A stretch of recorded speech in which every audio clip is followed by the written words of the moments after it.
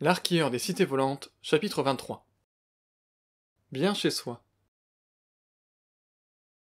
Confortablement installé dans son hamac, les pieds caressés par les herbes hautes, Alyre écoutait paisiblement les vagues s'écraser sur les récifs en contrebas. Par moments, la brise s'éveillait, et venait glisser entre les feuilles des palmiers qui le soutenaient. Leur chant, étrange mélange de claquements et de tintements, lui rappelait qu'il était bon de retourner chez soi de temps à autre, de profiter d'un instant de vie, sans projet ni obligation. Du simple bonheur de jouir de la seconde, de la laisser s'étirer à l'infini, et d'inspirer profondément, les épaules vides de tout poids, de toute considération. Malheureusement, envisager ce fait ravivant en lui l'existence d'un monde bel et bien réel, hors des plages de sable fin et des falaises qui délimitaient sa propriété. Ces souvenirs, qu'il s'entêtait à terre, à jeter à des lieux, à noyer au tréfonds de la mer, revers l'assaillir, lui rappeler son échec.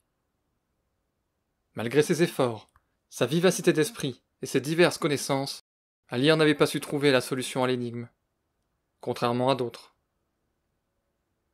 Après que l'arquilleur ait touché la clochette posée sur le comptoir de l'auberge des Charades, véritable repère d'amateurs de devinettes et de vastes plaisanteries, le maître des lieux était apparu, depuis les profondeurs d'un sous-sol.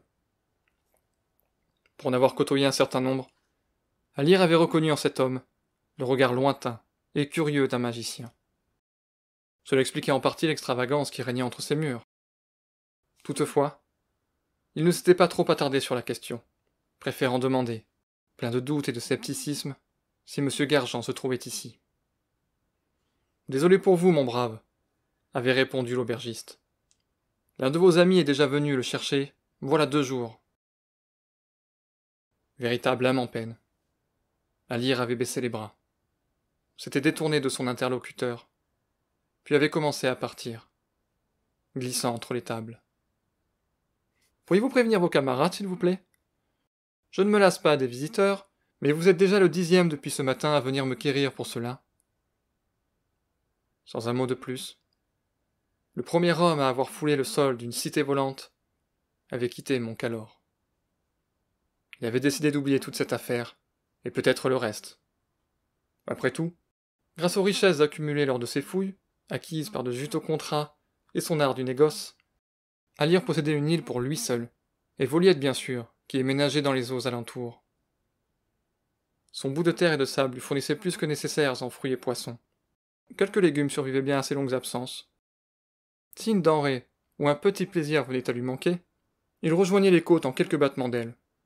En soi, l'arquilleur avait bien mérité un peu de repos. L'heure de sa retraite avait probablement sonné. Le soleil, qui perçait jusqu'à présent timidement sur les feuilles de palmiers environnants, se voila brusquement. Le temps se gâtait-il ? Ou le jour s'achevait-il déjà ? Un bruit sourd et répété, régulier, parvint finalement à ses oreilles. Curieux, Alyre ouvrit bientôt les yeux et découvrit Voliette en vol stationnaire juste au-dessus de lui. Il comprit que quelque chose se tramait, au regard courroucé de la dragonne. Sans crier gare, elle lui cracha, non des flammes, mais une quantité impressionnante d'eau de mer, qui l'assomma presque sur le coup.